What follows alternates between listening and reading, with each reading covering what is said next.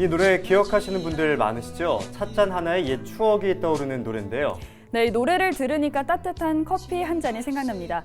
저는 하루에 커피를 한 잔씩 꼭 마실 만큼 커피를 정말 좋아하거든요. 그런데 이 커피나 차가 우리 몸에 굉장히 좋다는 연구 결과가 있다고 해요. 미국의 한 건강 전문 매체는 차와 커피가 치매와 뇌졸중을 예방할 수 있다는 근거를 발표했습니다. 실제로 두세 잔의 커피와 차를 매일 마시는 사람은 전혀 마시지 않는 사람보다 뇌졸중 위험은 32%, 치매 위험은 28% 정도 낮았다고 해요. 네, 물론 이 커피와 차가 누구에게나 유익한 건 아닙니다. 위장이 좋지 않은 사람이거나 임신부의 경우에는 주의가 필요하겠죠. 그래도 이렇게 추워진 계절, 따뜻한 커피와 차 한 잔이 사람을 기분 좋게 해준다는 건 모두 공감하실 겁니다. 헬로티비 뉴스 지금 시작합니다. 밀양시가 전국 지자체 최초로 한복 근무복을 도입했습니다. 한복의 아름다움을 살리면서 실용성을 높이는 한복과 전통문화의 생활화가 밀양에 확산되고 있습니다. 관광객의 발길이 끊기며 문을 닫은 경상남도 관광정보센터가 3년째 방치되고 있습니다. 지역의 흉물로 전락할 위기인데요. 스마트폰 출동해서 취재했습니다.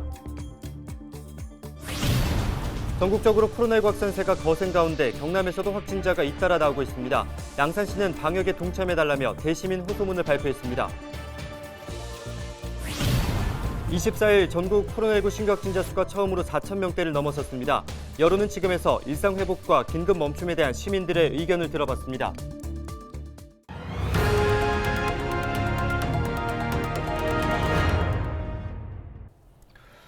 최근 몇 년 새 BTS와 같은 K-팝 가수들의 무대 의상 덕에 젊은 층은 물론 세계에서도 한복에 대한 관심이 높은데요.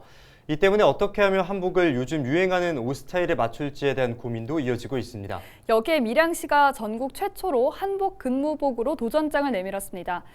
근무복이 현대적이어서 이것이 한복이 맞느냐는 질문을 받기도 하지만 이것이 지금의 한복임을 보여주며 세대를 아우르고 있습니다. 권정수 기자입니다. 밀양시의 시민 최접점 부서인 민원지적과 직원들이 근무복을 입었습니다. 흰 셔츠에 조끼, 스커트와 바지. 비즈니스 캐주얼 같지만 모두 무늬와 고온선의 디자인이 살아있는 한복입니다. 이른 아침부터 다양한 업무를 보고 있는 박일호 밀양시장. 대내의 활동을 위해 격식과 편안함을 갖춘 복장은 필수입니다. 감색 재킷과 셔츠로 멋까지 3박자를 갖춘 이 정장도 한복입니다. 매주 수요일 한복 입는 날의 밀양시청 모습입니다. 전국 지자체 가운데 최초로 한복 근무복을 도입한 밀양시. 한복을 알리고 한복을 입는 문화를 확산시키기 위해 10월 말부터 행정에도 과감히 도입한 것입니다. 직원들은 한복의 아름다움에 착용의 편안함까지 잡기 위해 정부가 근무복으로 개발한 64종의 디자인을 직접 고르며 고심했습니다.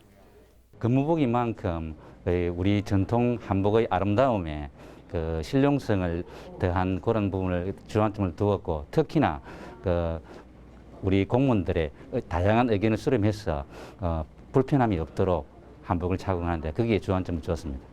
실용적이면서도 곳곳에 한복 특유의 곡선미와 색감을 가미한 근무복. 현대적 디자인이 가미되며 직원들의 반응도 남다릅니다. 입어보니까 개량 한복이 돼서 생각했던 것보다 훨씬 불편함이 없었고 편안하고 또 우리가 한복 홍보 대사가 된 기분, 그래서 뿌듯함도 느꼈습니다.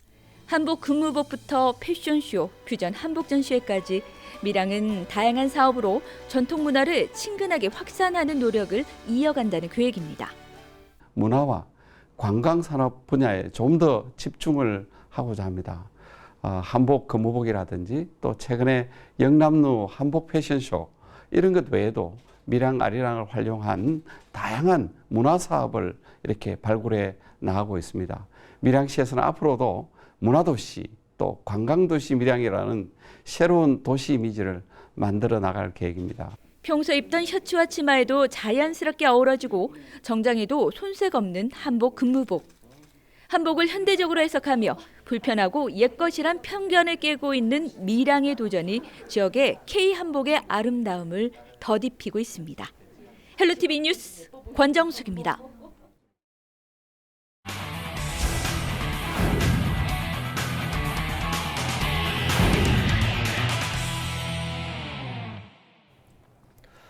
관광객들의 발길이 끊기며 문을 닫은 경상남도 관광정보센터가 3년째 방치되고 있습니다. 그 사이 새로운 도로가 뚫리면서 활용 방안을 찾기가 더욱 어려워졌는데요. 지역의 흉물로 전락할 위기에 처한 관광정보센터의 상황을 스마트폰에 담았습니다. 표영민 기자입니다. 창원과 고성을 오가는 국도변에 있는 경상남도 관광정보센터. 센터의 문은 굳게 잠겼고 폐쇄를 알리는 안내문이 붙었습니다. 창문으로 건물 내부를 들여다봤습니다. 관광 안내서와 책상, 의자, 집기들은 문 닫기 전 그대로입니다. 오랫동안 사용하지 않은 듯 건물 밖 데크는 곳곳이 부서졌고 깨진 유리 조각도 나뒹굽니다. 최근 국도 개선 공사로 큰 도로가 생기면서 차량 통행도 뚝 끊겼습니다.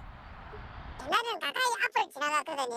그러면서 이제 좀 거리가 멀어지는 거라 진입하기도 상당히 좀 그래서 활용도가 좀 떨어지거든요. 본연의 기능을 상실한 채 사실상 방치된 관광센터에 변화의 바람이 불고 있습니다. 폐쇄 후에도 남겨져 있던 관광센터 간판을 떼고 인근 환경 정비도 마친 겁니다. 하지만 제대로 된 활용 방안을 찾기 위해서는 시간이 걸릴 것으로 보입니다. 건물 소유는 경남도, 부지는 고성군 소유인 만큼 용도 변경 절차부터 까다롭기 때문입니다. 용도 폐지를 해가지고 매각을 할지, 그러면은 뭐 고성군이나 경상남도에서 이제 활용을 할지 그 방법은 조금 의논을 하면서 하자. 고성의 관문에 위치한 경상남도 관광정보센터. 수년째 활용 방안을 찾지 못한 사이 흉물로 전락하고 있습니다. 헬로티비 뉴스 표영민입니다.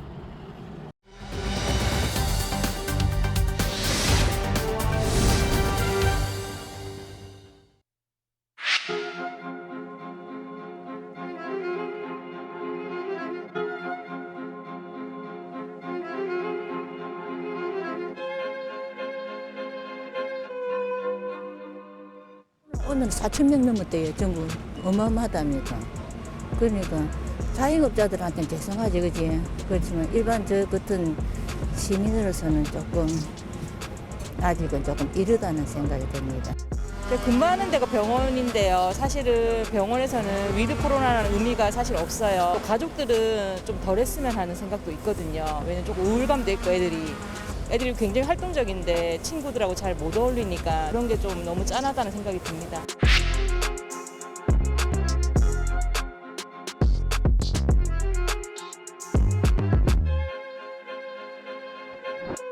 진짜 저도 이렇게 TV를 보든지 그러면은 너무 많이 확진자가 나오는 것 같아서 지금 긴급 멈춤 좀 해줬으면 좋겠어요. 이 소상공인들에 대해서는 너무 희망적이지만 어떻게 할 수 없지. 자꾸 퍼지니까. 저는 멈추기보다는 이제 국민 경제가 갓 살아나기 시작하는데 현 상태가 유지되거나 이랬으면 좋겠습니다.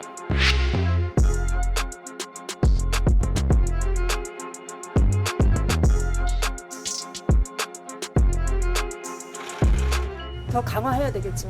더 확산되면 더 나중에는 더 큰 문제가 사회적으로 문제가 되겠죠. 2주 정도는 가능하다고 생각해요.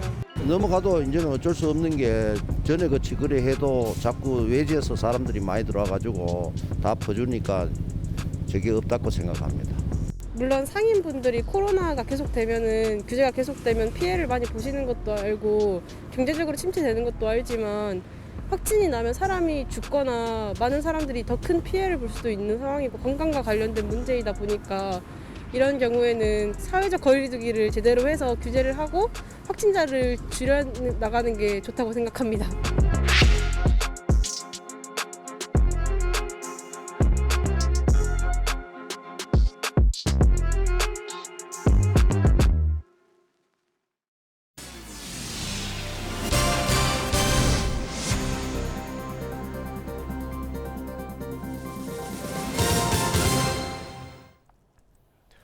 단계적 일상 회복 이후 코로나19 확진자가 급증하면서 양산시가 방역에 대한 호소문을 발표했습니다.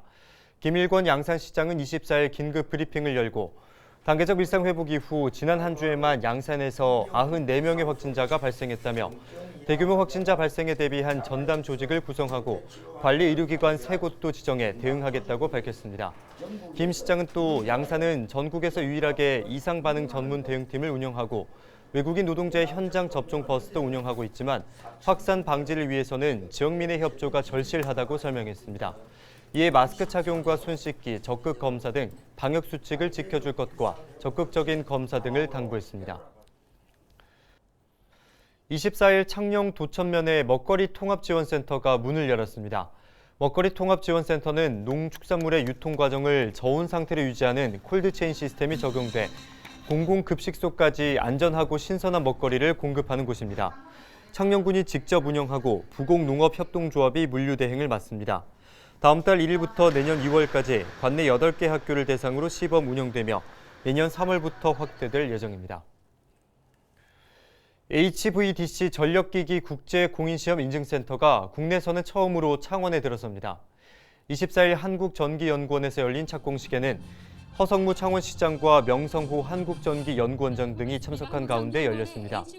한국에너지기술평가원 공모사업으로 추진되는 이번 사업은 사업비 185억 원을 투입해 오는 2023년까지 시험 인증 서비스 상용화를 목표로 하고 있습니다.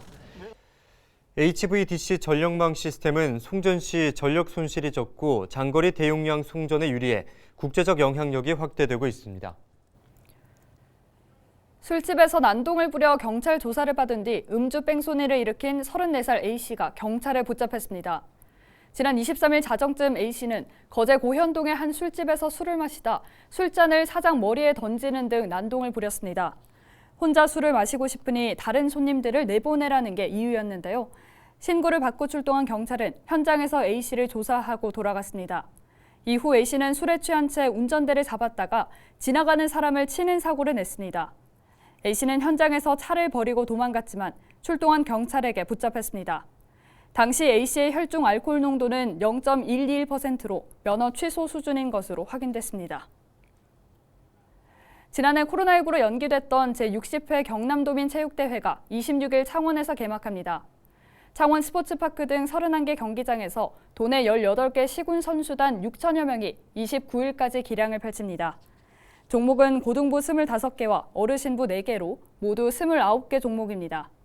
모든 경기는 관중 없이 열리고 대회 참가자는 경기 시작 48시간 전에 PCR 검사 음성 판정을 받아야 합니다.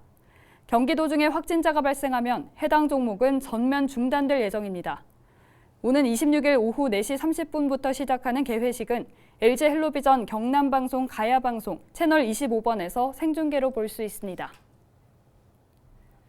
경상남도 경찰청이 경남사회복지공동모금회와 사랑의 열매 달기 행사를 열었습니다. 지난 23일 열린 캠페인은 연말 나눔 문화 활성화에 동참하고자 진행됐습니다.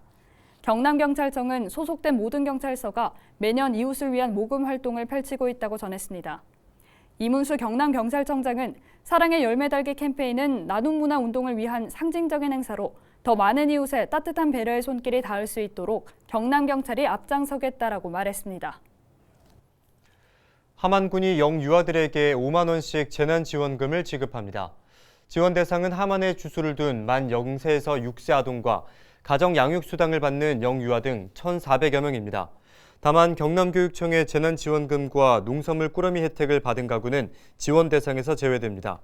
영유아 재난지원금은 별도 신청 없이 11월 중 아동 수당 계좌로 지급됩니다.